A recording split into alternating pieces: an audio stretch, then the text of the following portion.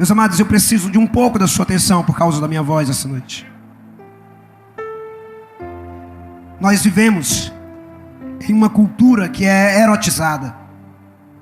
Vivemos em uma cultura que é obcecada por sexo.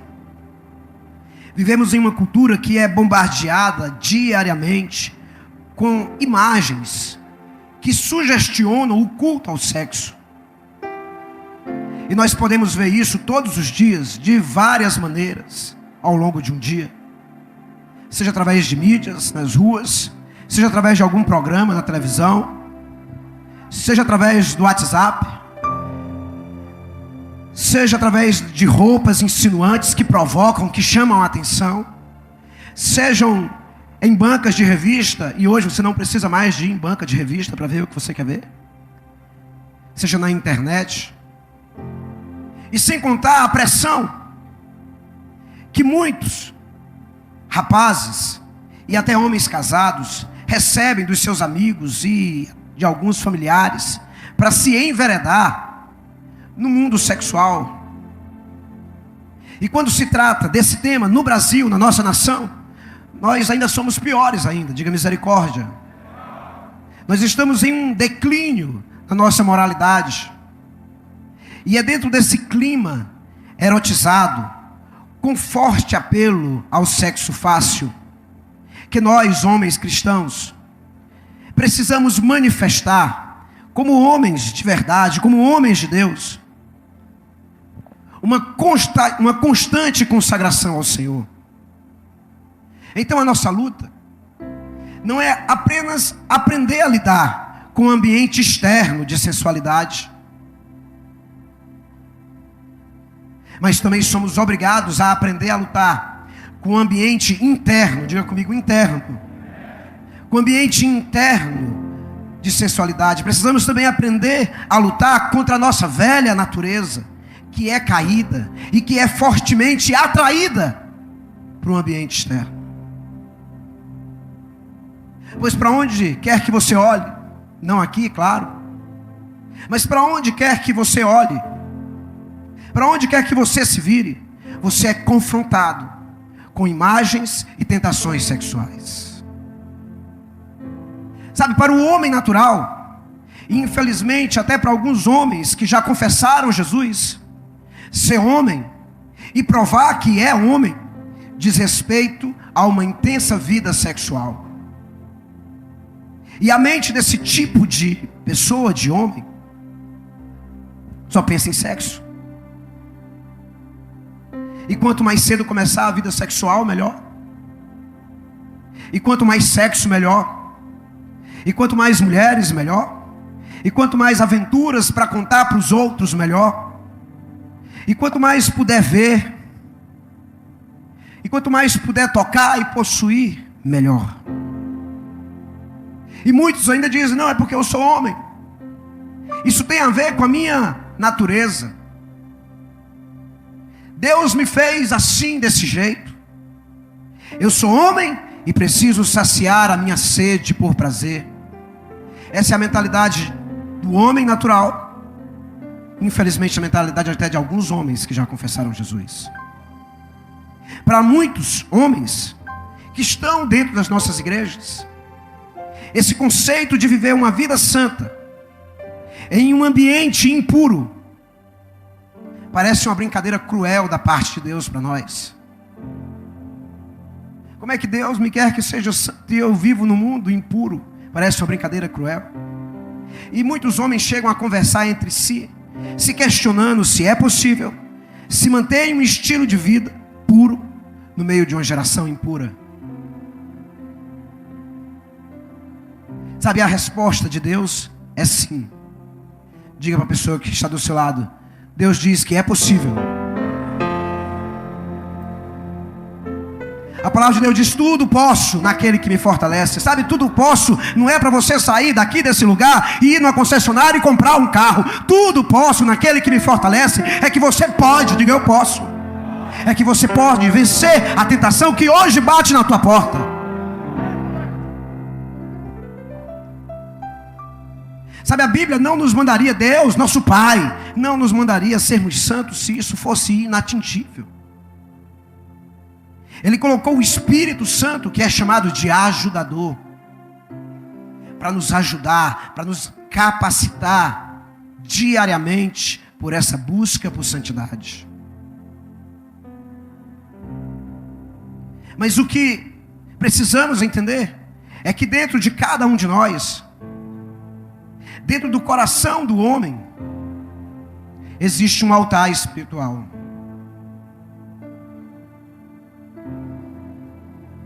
Todo ser humano, ele tem a capacidade e a necessidade de adorar. Diga comigo, adorar. E a adoração diz respeito ao altar. Então dentro de mim, dentro de você, existe um altar que precisa ser preenchido. E como nós somos nascidos de novo, esse altar deve ser exclusivamente de Deus. Esse altar deve ser exclusivamente para Deus. Mas sabe o que acontece?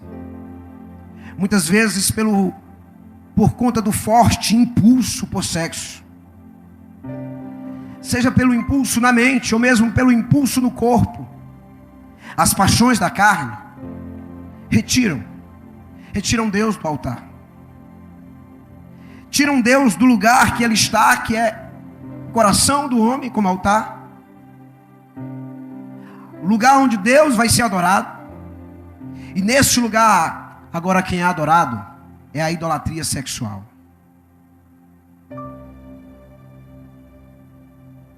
Sabe, um homem que se permite ser levado pelo culto à idolatria sexual, seja esse culto em que nível for, pornografia, masturbação, adultério, ele entrará em um ciclo vicioso. E ciclo é aquilo que se repete. E esse ciclo vicioso é de degradação e de autodestruição, aonde a vida desse homem será consumida por culpa e vergonha. Você está entendendo o que eu estou falando? Amém. Sabe, um homem, ele nunca terá um coração puro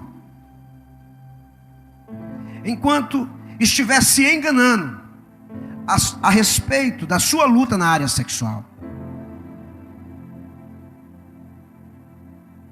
Ele não pode colocar Deus no altar e depois dizer: Deus, sai do altar por algum tempo, porque agora eu quero colocar uma outra coisa, agora eu quero colocar os meus prazeres.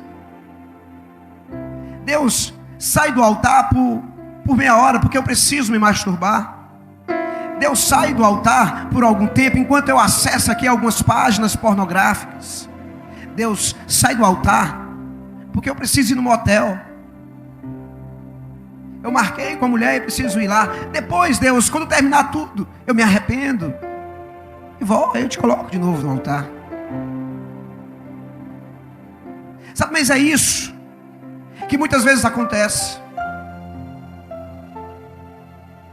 Somos santos, mas por breves momentos esquecemos que somos santos e brincamos. Sabe, todo pecado ele é extremamente enganador. O pecado permite que a pessoa sinta que está no controle. Mas isso não passa de ilusão. E uma grande tragédia é quando um homem nascido de novo, um homem que chegou a se aliançar com Deus, permanece com um altar de sensualidade na sua vida.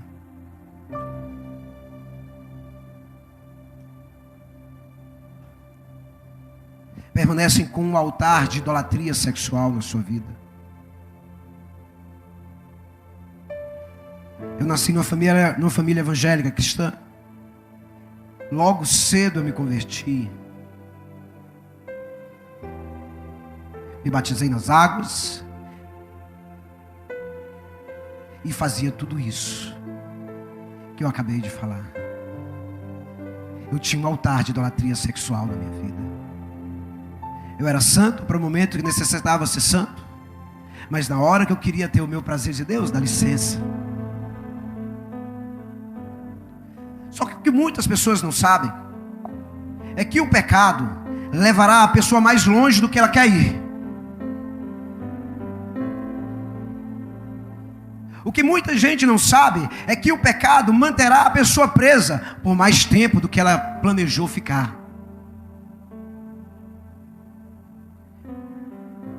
O que muita gente não imagina é que o pecado lhe custará mais do que jamais você pensou em pagar. E é sobre esse custo do pecado sexual na vida de um homem que eu desejo falar aos seus corações. Sabe, a Bíblia, ela é muito explícita. A Bíblia, ela não esconde nada. Se a Bíblia fosse falar da vida do Ricardo, da vida do meu pastor do Nato, da minha vida, ela não esconderia nada. Meu Deus, misericórdia. A Bíblia, ela não esconde nada. Quando Deus decide falar da vida de alguém, Ele vai falar tudo.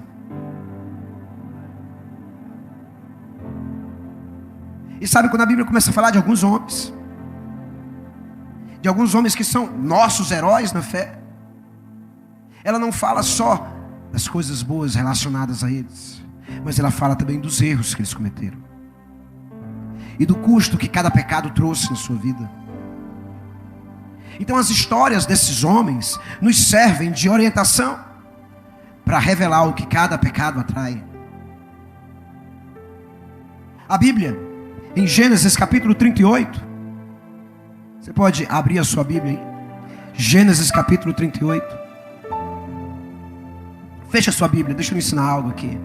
Toda vez que você estiver na sua igreja, o seu pastor, na sua célula, e o seu líder de célula falar para você, abra a Bíblia em lugar tal, você tem que dar um glória a Deus, sabe por quê? Porque toda vez que você abre a sua Bíblia, Deus tem algo para falar contigo. Por isso eu quero dizer, abra a sua Bíblia lá em Gênesis capítulo 38, dê uma salva de palmas para o Senhor, porque o Senhor quer falar contigo. Gênesis capítulo 38, do versículo 1 até o versículo 25. Nós não vamos ler, só para você abrir e marcar. Esse texto narra a história, narra parte da história, um momento da história de Judá.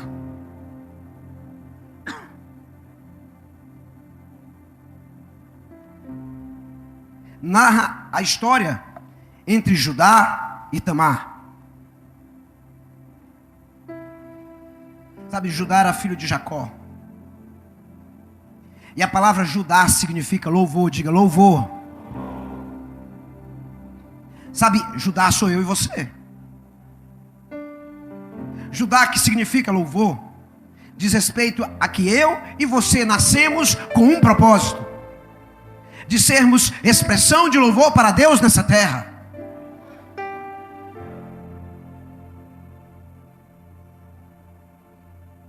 E quando a gente começa a ler essa história, a gente vê algumas coisas acontecendo.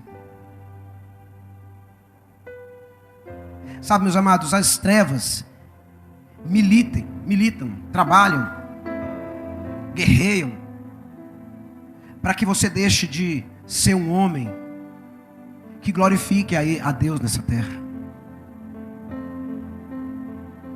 As trevas trabalham dia e noite incansavelmente para tirar eu e você da presença do Senhor. E em Gênesis 38 é o que nós percebemos, a partir do versículo 1, é o que nós, obrigado, é o que nós percebemos.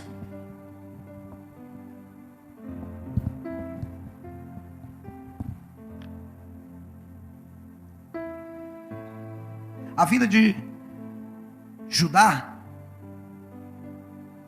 que era um dos filhos de Jacó, ele cometeu um erro dentro da sua família.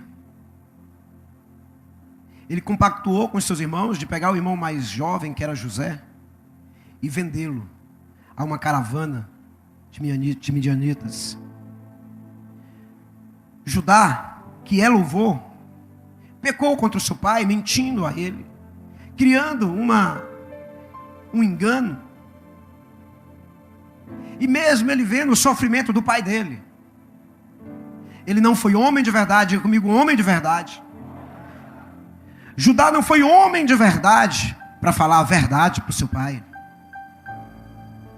para assumir o seu erro. E sabe, quando nós não somos homens de verdade, nós fugimos. O versículo 1 diz que Judá deixou os seus irmãos. Judá pecou contra José, pecou contra Jacó, pecou na inveja, pecou nos ciúmes, pecou na mentira. E agora ele não suporta ver o seu pai sofrer e foge. Judá, em vez de encarar o seu pecado, ele preferiu se desviar. Em vez de reconhecer a falha, ele preferiu fugir.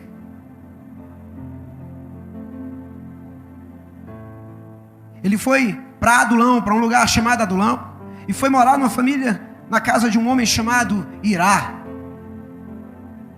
Sabe, quando a tua casa não está bem, e você não é um homem de verdade, sabe o que é que você faz? Você foge. Na casa de Judá não estava bem, ele fugiu porque ele não era um homem de verdade. Essa palavra Adulão diz refúgio. E sabe, para muitos homens, o pecado sexual é um refúgio quando lá em casa não está bem. Diga misericórdia. Quando não está bem com a sua esposa, quando as contas estão batendo à tua porta. Muitos homens, em vez de subir para Deus, descem para Adulão. Esse nome Irá quer dizer esplendor. E sabe, o culto à imoralidade parece algo esplendoroso. E foi nesse lugar de fuga, nessa cidade de refúgio, na casa de Irá, é que iniciou na vida de Judá o seu altar de promiscuidade sexual. Ele foi viver um jugo desigual. Ele pegou uma mulher cananeia. Você que é solteiro, me escuta. Tem quantos solteiros aqui, homens solteiros, que não casaram ainda? Você que é solteiro, me escute. Sai desse engano de que vai namorar com uma moça descrente para ganhar ela para Jesus. Isso é engano. Desconfie que ela já está te ganhando para as trevas.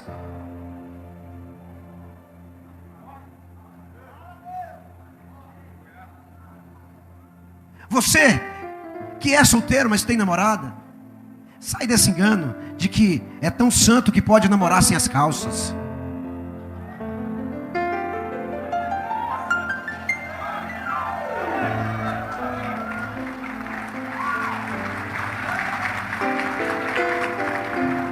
Sabe, um dos principais alvos do diabo nesse processo de levar um homem para o altar da imoralidade é atingir a identidade dele, é atingir a identidade sua de homem, pois um homem sem identidade não é um homem de verdade.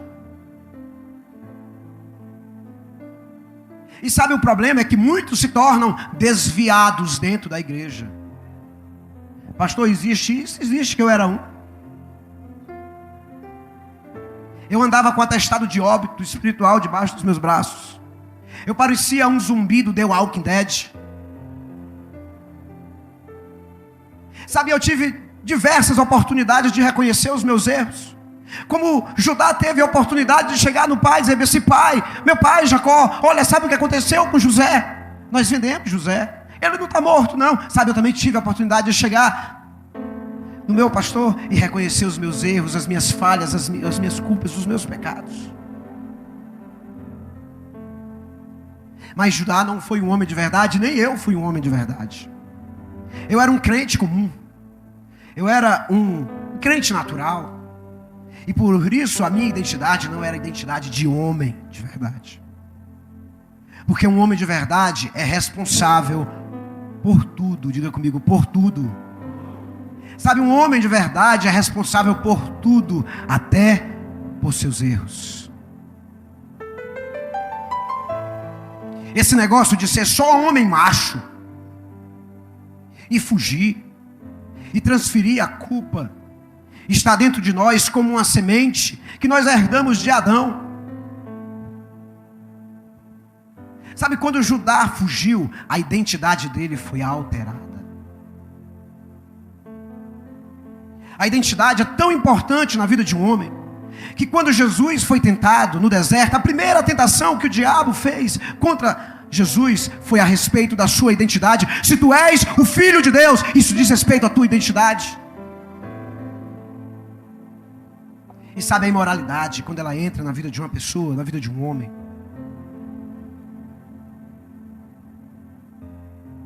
ela tem o poder de corromper toda a nossa identidade. E quando a nossa identidade se corrompe, os nossos valores vão juntos.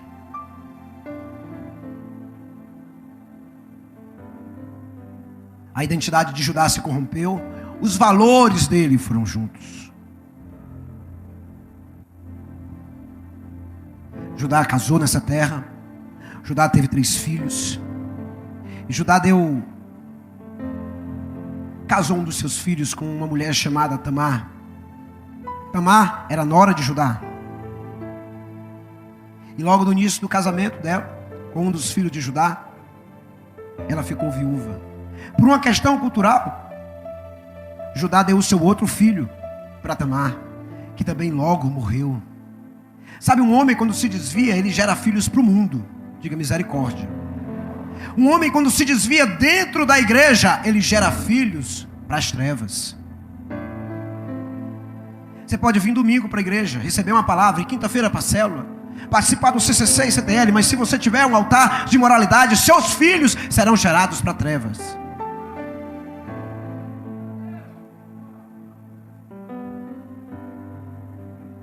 A condenação que veio na casa de Judá foi morte para os filhos. Judá ficou com medo do último filho morrer, e ele começou a enrolar Tamar. Já tinha morrido o primeiro, agora tinha morrido do meio. Ele não quis entregar o caçula, ficou enrolando ela. Só que Tamar, ela tinha um desejo dentro dela, um desejo de ser mãe, para se sentir realizada. Mas ela não podia se envolver com nenhum outro homem. Porque se ela se envolvesse com algum outro homem, ela seria condenada à morte. E um dia ela teve uma ideia de ficar na beira do caminho, porque ela descobriu que o sogro ia passar naquele caminho. E ela devia entender muito, conhecer muito bem o caráter do sogro, porque ela disse: eu vou me vestir de prostituta. O meu sogro vai passar, ele é um prostituto de carteirinha. Ele vai ver só o pitãozinho ali na beira do caminho e ele vai mesmo chegar junto. E a Bíblia diz que Tamar se finge de prostituta e fica sentada no caminho que Judá vai passar. Sabe, haverá sempre uma prostituta, haverá sempre um vício sexual no caminho daqueles que não querem decidir se posicionar como homem de verdade.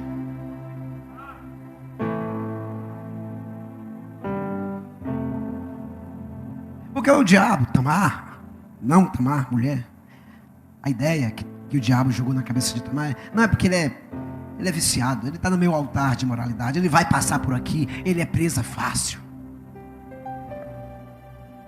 Sabe, o versículo 15 desse capítulo diz que Judá caiu direitinho nessa história. Entenda, a Bíblia diz que ele viu e julgou que Tamar fosse uma prostituta. E a mente de Judá já estava habituada ao engano da imoralidade. Judá viu, porque ele tinha olhos. Todos nós temos olhos, meus irmãos. Nós andamos nesse mundo com os nossos olhos abertos, senão a gente tropeça. A gente vai ver o que está ao nosso redor. Se passar uma mulher bonita na sua frente, você vai ver. Mas o grande problema de Judá não é porque ele viu, é porque ele não tirou os olhos. E sabe, alguns de vocês não estão simplesmente vendo, não estão tirando os olhos. Vê e fica com o olhar fixo naquilo.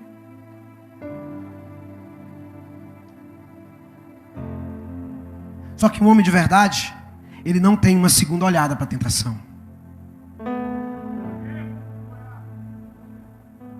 Sabe, Judá já estava tão comprometido no altar da imoralidade que no versículo 16, é ele que...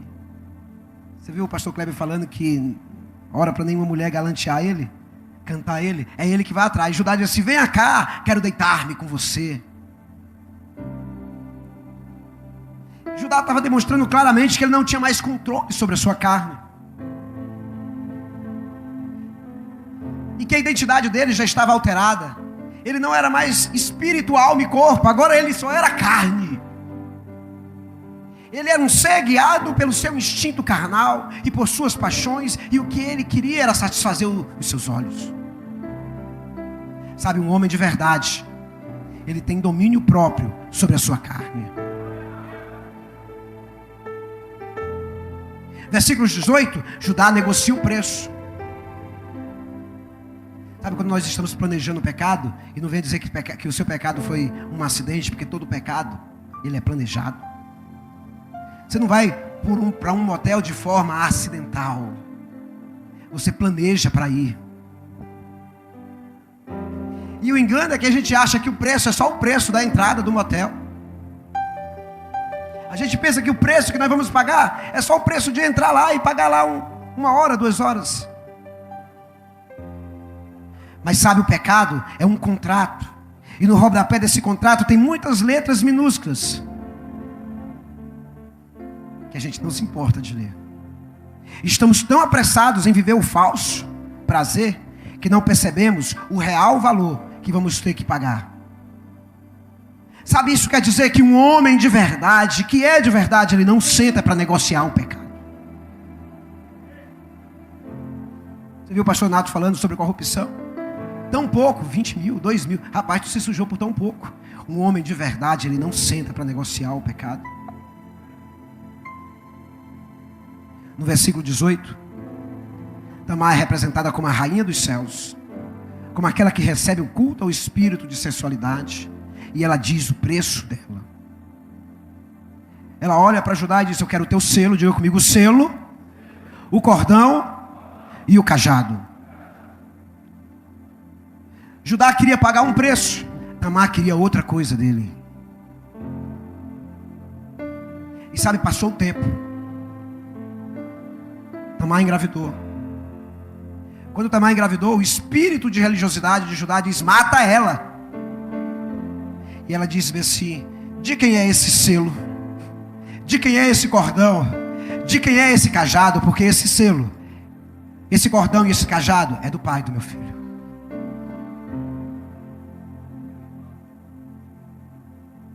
Sabe, o seu pecado pode não lhe cobrar nada hoje. O seu pecado que você cometeu no passado pode não lhe cobrar nada hoje. Mas um dia ele virá com uma carta de cobrança. Sabe, esse é o plano do diabo. Ele continua agindo da mesma forma até os nossos dias. Ele faz uma camuflagem. Ele torna a tentação um lugar de fuga. Ele torna o pecado esplendoroso. Ele busca nos enganar com os nossos desejos. E após ter enganado, ele vai tirar aquilo que nos é de maior valor. Sabe o que é de maior valor? A sua integridade, o seu respeito, a sua honra, a sua esposa, os seus filhos. Porque o maior efeito do pecado é tirar o homem da sua posição. O pecado tirou Adão da posição dele, tirou ele do jardim. O pecado tirou Saul da posição dele, tirou ele do trono. O pecado tirou Judá da posição dele, tirou ele do louvor. E o pecado quer tirar você, sabe de onde? Do sacerdócio. Porque um homem de verdade é um sacerdote. E ele quer que você entregue o sacerdócio para uma mulher. Ele quer que você entregue o sacerdócio para um vício sexual.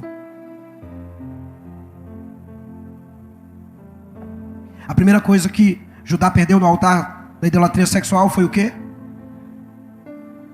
Diga para a pessoa que está do seu lado, foi que ele perdeu. O selo representa a nossa identidade espiritual. O selo representa a presença do Espírito Santo na vida de um homem. Sabe, Sansão, quando pecou, contando os seus segredos para a prostituta Dalila, ele não percebeu que o Espírito Santo estava se retirando dele. E o Espírito Santo só se retira quando o altar que é de Deus está ocupado.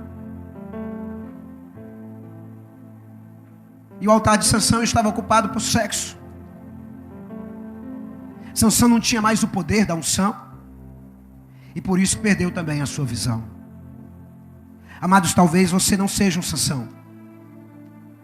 Mas desconfie que talvez você seja um Sansão. Olha para a pessoa que está do seu lado com muito amor e carinho e respeito. Diga para essa pessoa: deixa de ser sonso. Dá uma salva de palmas para Jesus.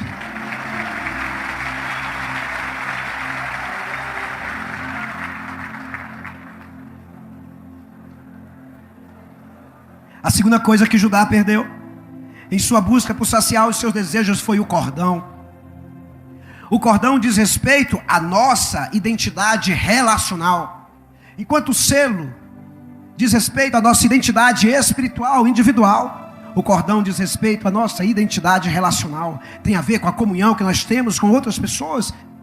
Tem a ver com a comunhão que temos dentro dos nossos relacionamentos familiares. O cordão é que estabelece os valores dentro de uma família. O cordão é que vai manter as alianças.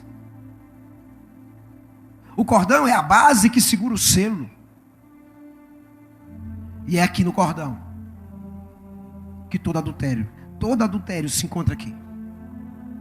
Porque o adultério é a quebra dos valores. Porque o adultério é a quebra da aliança do casamento. Todo adultério quebra a base familiar. Sabe, o adultério ele tem um poder destrutivo. Primeiro, suas mentiras serão descobertas. Segundo, o engano de imaginar que o seu relacionamento com o amante será melhor do que com sua esposa. Terceiro, é a ferida aberta na família através da decepção que você causa. Quarto, você se torna uma pessoa irracional, não consegue mais pensar direito. Quinto, o adultério é a constatação de que você não é um homem de verdade. O adultério é a constatação de que você é um homem imaturo. Sabe, o filho pródigo é um retrato de Judá no Novo Testamento. É o modelo de um homem que decide quebrar as suas alianças familiares para viver uma paixão pelo mundo, para viver um adultério contra o seu pai. A Bíblia diz que ele viveu dissolutamente, que ele extravasou, gastou tudo em prazeres, até o espírito de sensualidade lhe dá a devida paga. E a devida paga, o preço que ele teve que pagar foi no chiqueiro de porcos. Sabe, tem muitos homens que possivelmente estão aqui, e tem muitos que podem estar me ouvindo também pela internet, que atrasaram em muito as suas vidas, que perderam tudo, que gastaram a sua herança espiritual no mundo. E sabe, se você está aqui hoje, e é um Judá, é um filho pródigo, entenda algo: Deus quer te tirar de uma forma definitiva do chiqueiro. Deus quer te tirar de uma forma definitiva daquele cantinho sujo de masturbação. Deus quer te tirar de uma forma definitiva da pornografia da internet.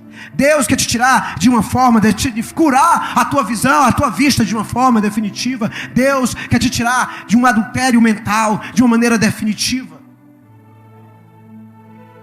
É por isso que você está aqui nesse lugar. Sabe, a terceira coisa que Judá entregou, porque ele não perdeu, ele entregou no altar do sexo, foi o seu cajado. E o cajado diz respeito à minha e à sua identidade ministerial. O cajado tem a ver com o homem exercendo o sacerdócio. Diga comigo, sacerdócio. Somente quando um homem começa a exercer o sacerdócio é que ele começa a se tornar um homem de verdade. Sabe, muitos que estão aqui podem estar enganados, pensando que ministério é fazer isso ou aquilo dentro da igreja. Ministério é ser sacerdote dentro de casa. É ser o sacerdote na vida da esposa, na vida dos filhos. Aqui é o fim de um começo que iniciou na sua casa. Sabe, aqui entra o Balaão, um profeta, um homem que tinha um ministério, mas como profeta ele se perdeu. Ele se corrompeu, se vendeu. Ele foi contratado para amaldiçoar Israel. Ele tentava e não conseguia. Toda vez que ele ia amaldiçoar Israel, ele só conseguia declarar bênçãos. Mas como ele se perdeu, ele sabia de uma maneira de amaldiçoar. E ele ensinou. Ele disse: olha, marca uma festa, uma rave gospel. Pega só os pitelzinhos de Moabe. Chama os homens de Israel. faz uma grande festa, uma banda de bacanal, uma grande orgia com eles, que eles vão se entregar. Fizeram isso. E como consequência, 24 mil homens, diga comigo, 24 mil homens. 24 mil homens de Israel morreram. Presta atenção, existe um peso de responsabilidade sobre mim e sobre você. Se eu não exerço sacerdócio, se você não exerce sacerdócio, nós, em vez de levarmos pessoas para a vida, vamos levar para a morte. Balaão deixou de exercer o ministério, deixou de caminhar com o cajado de Deus na mão dele. Por isso ele levou 24 mil homens para a morte, não para a vida.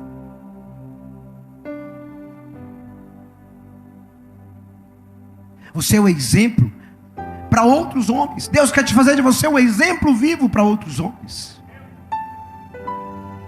E agora Judá ficou sem identificação, ficou sem base e ficou sem autoridade. Sabe, a prostituição, a pornografia, a linguagem obscena, a sedução, a masturbação, o adultério são todos elementos do mesmo altar de idolatria sexual. E todos têm o mesmo propósito: roubar o lugar de Deus na tua vida. Existe um caminho de volta, dê um glória a Deus aí. E esse caminho de volta se chama arrependimento. Não arrependimento movido por culpa, mas um arrependimento movido por quebrantamento. Porque onde existe um homem com o coração contrito e quebrantado, ali vai haver a ação de Deus para restaurar e restituir tudo aquilo que um dia foi roubado. Amados, eu no início do meu casamento vivi algumas dessas situações, de me encantar pelo mundo, de ir para o altar da imoralidade, e isso me levou ao adultério. Eu não posso falar como o meu pastor fala, que nunca traiu a esposa, como o pastor Kleber. Eu não posso falar como o pastor Zida e como o pastor Washington. Mas eu não posso esconder também aonde eu falhei. E sabe, o caminho de Judá foi o meu caminho. E esse caminho ainda está aberto, se você quiser entrar nele. Esse caminho é o caminho do arrependimento e do quebrantamento.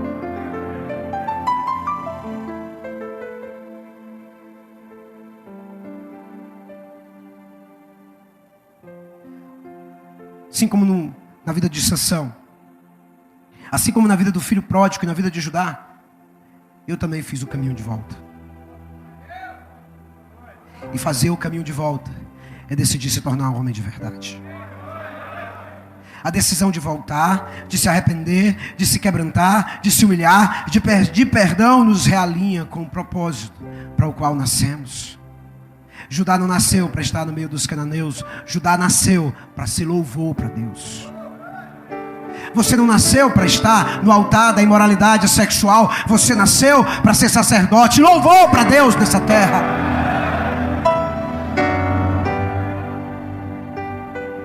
Quando eu decidi me arrepender, eu decidi me tornar um homem de verdade. Sabe, e a maior diferença entre homens e meninos, entre um homem de verdade e um homem natural, porque um homem natural, ele é como um menino, é o controle sobre si mesmo. Ser homem de verdade é ter coragem para viver uma vida na contracultura do mundo. Ser homem de verdade é parar de fugir dos erros. Ser homem de verdade é assumir as responsabilidades. Ser homem de verdade é encarar as suas limitações e reconhecer as suas falhas. Ser homem de verdade é parar de mentir. Ser homem de verdade é ter coragem para denunciar a sua tentação. Ser homem de verdade é decidir andar com pessoas certas, com outros homens de verdade. Ser homem de verdade é ter coragem de pedir perdão. Ser homem de verdade é orar todos os dias para que o caráter de Cristo venha sobre a sua vida. Ser homem de verdade é escolher um outro homem de verdade para lhe ensinar o caminho. Eu escolhi o pastor Raimundo Nonato. Os céus escolheram o pastor Raimundo Nonato para a minha vida. Eu aprendo com ele. Não só eu, mas todos os outros discípulos. Aprendemos com ele todos os dias, em todos os momentos.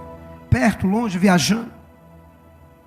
Ele tem trabalhado arduamente, não para crescer esse ministério. O maior trabalho do pastor Donato não é crescer esse ministério, É tornar eu um homem de verdade, é tornar Ricardo um homem de verdade, é tornar Kleber um homem de verdade, é tornar Rubens um homem de verdade. E eu preciso pegar esse exemplo, eu preciso tornar cada um dos discípulos que o Senhor tem confiado também um homem de verdade. Sabe, em 1 Reis, capítulo 2, versículo 2, Davi dá um conselho para o seu filho Salomão. Ele diz: coragem, pois, e ser homem.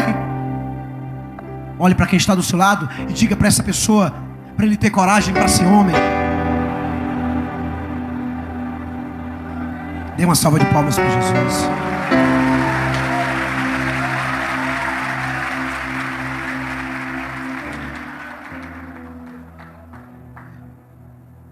Sabe, um homem de verdade que tem coragem para ser homem de verdade é como José. Diz não, mesmo quando tem a oportunidade de dizer sim.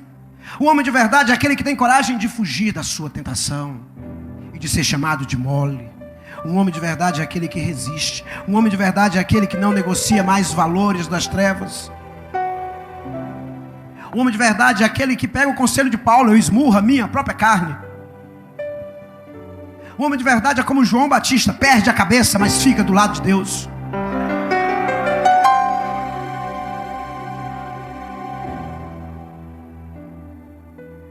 Quando Judá, que louvou, fez o caminho de volta para a casa do seu pai, para encontrar com seus irmãos, ele não voltou mais do mesmo jeito. Judá saiu da casa do pai fugindo pela culpa do pecado, mas ele voltou para a casa do pai como um homem de verdade.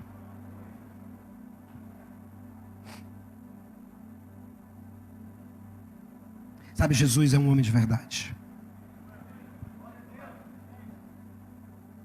E Jesus marcou a vida de cada homem que passou na sua vida. Jesus quer marcar também a sua vida. Ele não quer só escrever o teu nome no livro da vida. Jesus quer marcar a tua história. Sabe, a Bíblia diz que todos os pecados da área sexual tinham uma condenação comum. E a condenação comum dos pecados da idolatria sexual é a morte. Adulterou, morre. Se envolveu com o animal, morre. Fez isso na área sexual, morre. E o cemitério é uma representação natural da morte. E quando nós estamos envolvidos no altar da idolatria sexual, os nossos pés estão nos levando para um cemitério. A Bíblia diz que um dia Jesus atravessou umas águas e chegou do outro lado do mar. E lá tinha um homem que estava há muitos anos em um cemitério. A Bíblia não diz os pecados daquele homem, mas os pecados de ordem sexual nos levam para o cemitério. A Bíblia diz que aquele homem estava cheio de demônios, que ele se denominava legião. Mas quando Jesus caminhou em direção àquele homem, caminhou para marcar a vida daquele homem, caminhou para transformar a vida daquele homem, caminhou para tirar aquele homem do cemitério, caminhou para transformar a história daquele homem, caminhou em direção àquele homem para mudar tudo. Talvez os teus pecados da área sexual ou de outras áreas te levaram também para um sentimento de morte, de cemitério. Mas entenda, Jesus estar nesse lugar. Você não entendeu o que eu falei? É porque eu estou rouco e você não entendeu. Jesus está nesse lugar. E Ele quer, como Ele foi ao encontro do Gadareno, Ele quer te encontrar também. Ele quer expulsar da tua vida todo lixo, destruir todo altar velho e deixar a marca dele sobre a sua vida. Porque um homem de verdade jamais, nunca mais vai perder aquilo que os céus o entregou. Essa noite é noite de restituição. Essa noite é noite de restauração. Essa noite é a noite que o Senhor quer devolver para ti, possivelmente aquilo que você perdeu no passado. Essa noite é noite de você matar o homem menino, matar o homem natural, matar o homem carnal, matar o homem que caminha nas suas paixões e decidir se tornar um homem de verdade, porque encontrou Jesus, Yeshua, que também é um homem de verdade. Fique de pé. Eu quero convidar o meu pastor, quero convidar o nosso pastor, e eu quero que você receba o nosso pastor com uma salva de palmas. Ele é um homem de verdade, ele é um homem corajoso, e ele vai orar por nós. E se o diabo te roubou alguma coisa, você hoje vai tomar posse de volta, vai restituir de volta, vai pegar de volta, para nunca mais entregar.